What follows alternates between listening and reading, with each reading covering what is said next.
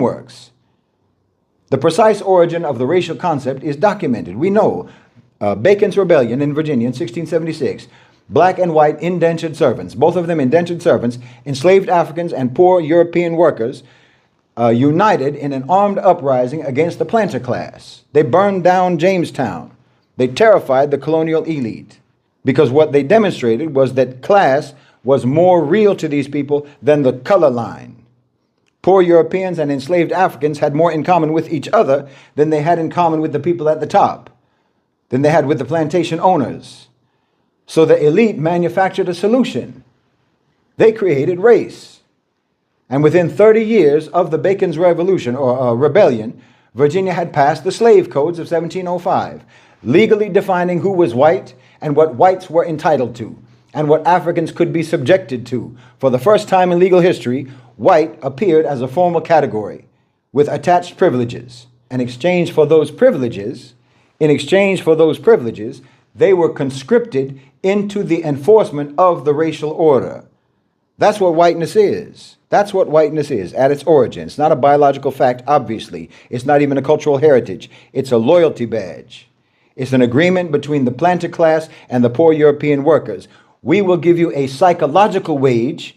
We'll give you a status, a rung above someone else on the ladder. And in exchange for that, you agree to defend the system that is also exploiting you.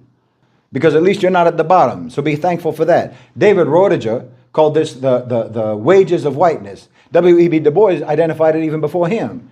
Read Theodore Allen. He documented it extensively. Theodore Allen. The mechanism is not disputed. This is a historical reality. And from that point on, whiteness was elastic. The definition of who counted as white would shift based on the needs of the economy and the needs of the political moment. The Irish, my ancestors, they came to America in the millions, fleeing from the Great Famine, which wasn't a famine at all. It was an imposed starvation because occupied white Ireland, occupied by the white English, they were forced to export their food to white England because the British needed their grain more than the Irish apparently needed to live. 1 million Irish people died.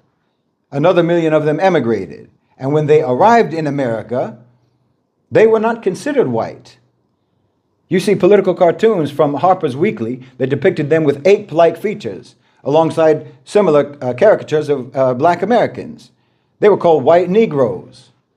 Frederick Douglass, when he met the Irish in Ireland, he saw for himself what the British colonialism had done to them, and he said it wasn't very much different from what had been done to his people. He couldn't help but note the irony of the Irish immigrants arriving in America and immediately taking the side of the slaveholders so that they could claim the privilege of whiteness that they had been denied at home.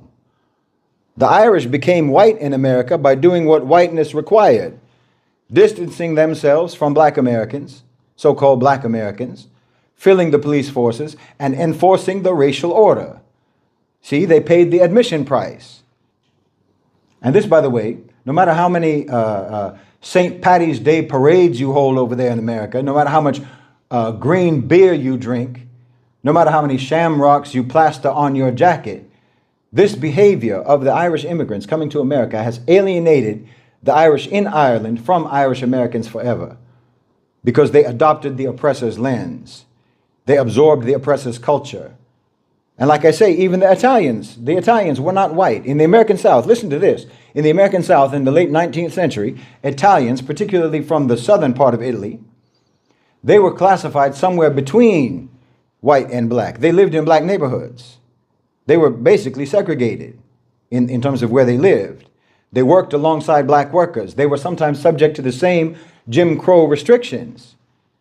And in 1891, in New Orleans, 11 Italian immigrants were dragged from a prison by a mob, and they were all lynched. And this is actually the largest mass lynching in American history, Italians. The men had already been acquitted in court, but it didn't matter. They were acquitted, but it didn't matter. The mob came for them anyway, and that mob was led by some of the most prominent citizens in New Orleans. Citizens who later became mayors, who later became governors, and renowned politicians. I bet you didn't know that that's the origin of Columbus Day, the lynching of Italian Americans, yes.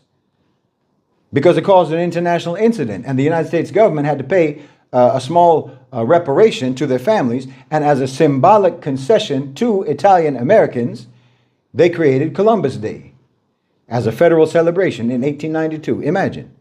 And that's how Italians became white in America. It's an incoherent concept on every level, I'm telling you. The Polish, the Slavs, the Eastern Europeans, and so forth, they were categorized in the early 20th century by American eugenicists as racially inferior to Northwestern Europeans. You see, I told you they've always detested each other. They can't stand each other. There's a book by Madison Grant called The Passing of the Great Race, and they explicitly ranked Eastern Europeans as below the Anglo-Saxons and the Nordics. You know, Trump is going on and on about immigration and so forth, talking about bad hombres, and they're not sending us their best people and so forth, as if the best of any country would ever set foot in America.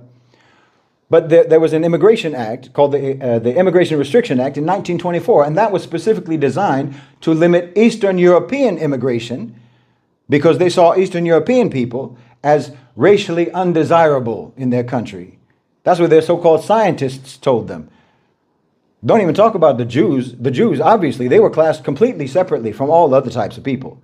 Those same eugenicists who ranked the Slavs also ranked the Jews, and they said that they were a distinct and threatening racial category. Madison Grant, Lothrop started the whole American academic mainstream of eugenics.